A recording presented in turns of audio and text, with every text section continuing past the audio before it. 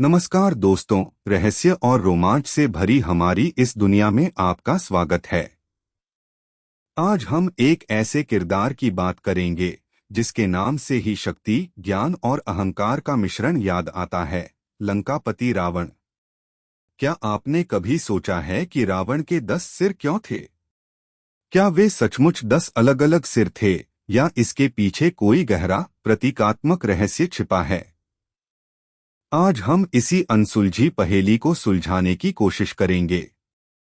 रामायण का यह महाबली खलनायक, जिसके ज्ञान का लोहा स्वयं भगवान राम भी मानते थे, अपने 10 सिरों के लिए जग प्रसिद्ध है।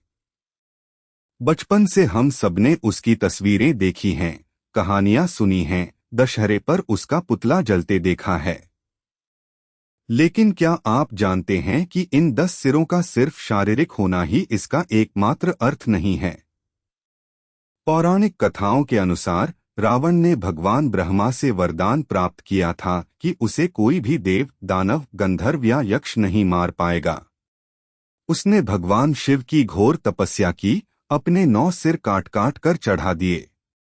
जब वह 10वां सिर चढ़ाने वाला था, तब भगवान शिव प्रसन्न हुए और उसे वरदान दिया।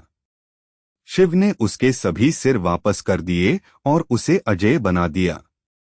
यह एक भौतिक व्याख्या है, लेकिन रावण के 10 सिरों का एक गहरा दार्शनिक और प्रतीकात्मक अर्थ भी है, जो मानव स्वभाव की सच्चाइयों को उजागर करता है।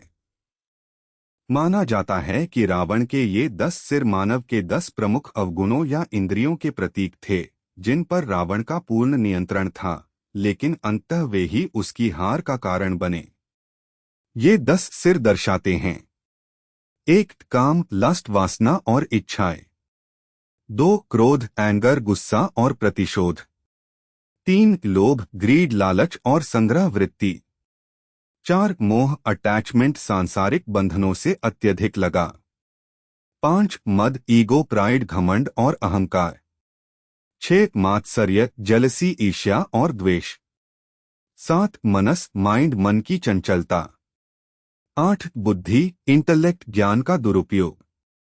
9 चित्त, कॉन्शियसनेस, चेतना का भटकना। 10 अहंकार, सेल्फ ईगो, स्वयं को सर्वोपरि समझना। रावण ने इन सभी पर विजय प्राप्त की थी, पर उनका सही उपयोग नहीं कर पाया।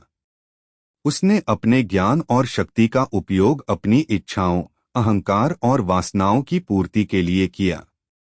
सीता हरण इसका सबसे बड़ा प्रमाण है, जो उसके काम और अहंकार का परिणाम था। उसके पास अपार ज्ञान था, वह वेदों का ज्ञाता था, ज्योतिष और आयुर्वेद का प्रकांड पंडित था, पर इन 10 अवगुणों ने उसके विवेक को हर लिया।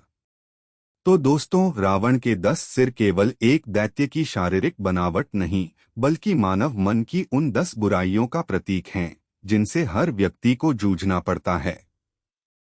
रावण की कहानी हमें सिखाती है कि चाहे आप कितने भी शक्तिशाली या ज्ञानी क्यों न हो, यदि आप अपने भीतर के इन दुर्गुणों को नियंत्रित नहीं करते, तो वे अंततः आपके पतन का कारण बन सकते हैं। अगली बार जब आप रावण को दशहरे पर जलते देखें, तो याद रखिएगा कि यह सिर्फ एक पुतले का जलना नहीं, बल्कि मानव के भीतर छिपे इन 10 अवगुणों को जलाने का प्रतीक है। उम्मीद है आपको यह जानकारी पसंद आई होगी। ऐसी ही और रहस्यमय कहानियों के लिए हमारे चैनल को सब्सक्राइब करना न भूलें। मिलते हैं अगले वीडियो में, तब तक के लिए नमस्कार।